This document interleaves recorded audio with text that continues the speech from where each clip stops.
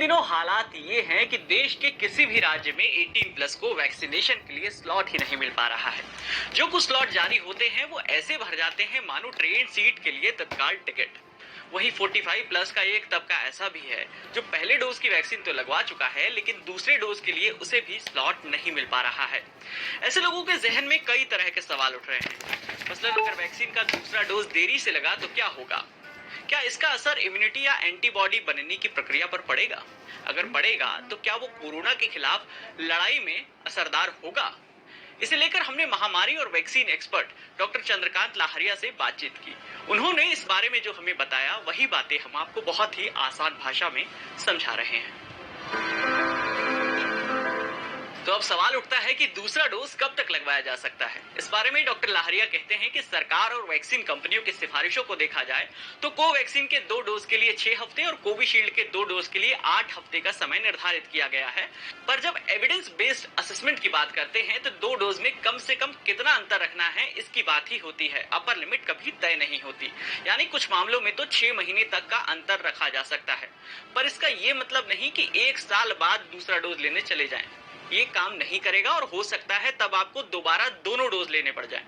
मुंबई के Jaslok hospital and research centre की doctor Mala we कानेरिया का कहना है कि कोविशील्ड के दूसरे डोज में 12 हफ्ते का अंतर हो भी गया तो कोई दिक्कत की बात नहीं है, पर कोवैक्सीन को लेकर ऐसी कोई स्टडी नहीं हुई है।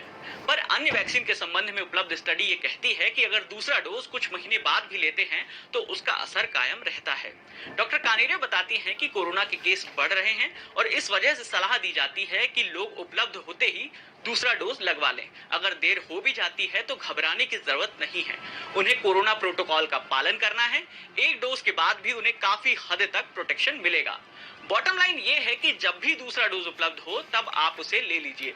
कम से कम हफ्तों का अंतर पूरा करने के बाद कभी भी दूसरा डोज लिया जा सकता है। अब सवाल ये है कि अगर किसी व्यक्ति को पहले डोज के बाद कोरोना इन्फेक्शन हो गया तो वो दूसरा डोज कब लगवाए। इस बारे में डॉक्टर लहरिया कहते हैं कि ऐसे में 2 सिचुएशन बन सकती हैं। पहली सिचुएशन ये होगी कि अगर पहला डोज लगने के 3 हफ्ते के अंदर इन्फेक्शन हुआ है तो इसका मतलब है कि वैक्सीन अपना काम शुरू कर ही नहीं सकी और व्यक्ति को कोरोना हो गया। भारत सरकार के नियम के अनुसार कोरोना से ठीक होने के 4 से 8 हफ्ते के गैप में दूसरा डोज लेना चाहिए। पर दुनिया भर में हुई स्टडी कहती है कि वैक्सीन के डोज और नेचुरल इन्फेक्शन दोनों का ही उद्देश्य शरीर में कोरोना वायरस के खिलाफ एंटीबॉडी बनाना है। अगर इन्फेक्शन से एंटीबॉडी बनी है तो भी कम से कम 6-7 महीने तक तो प्रोटेक्शन मिलेगा ही। ऐसे में WHO की सिफारिश है कि ऐसे लोग 2 से 6 महीने के अंतर में वैक्सीन का दूसरा डोज ले सकते हैं। अब बात दूसरी सिचुएशन की। इसमें पहला डोज लगने के 3 हफ्ते बाद या दूसरा डोज लेने के कुछ दिन बाद इन्फेक्शन होता है तो इस तरह के केस में नेचुरल इन्फेक्शन भी बूस्टर डोज का ही काम करेगा। ऐसे में लक्षण गंभीर नहीं होते और व्यक्ति आसानी से ठीक हो जाता है।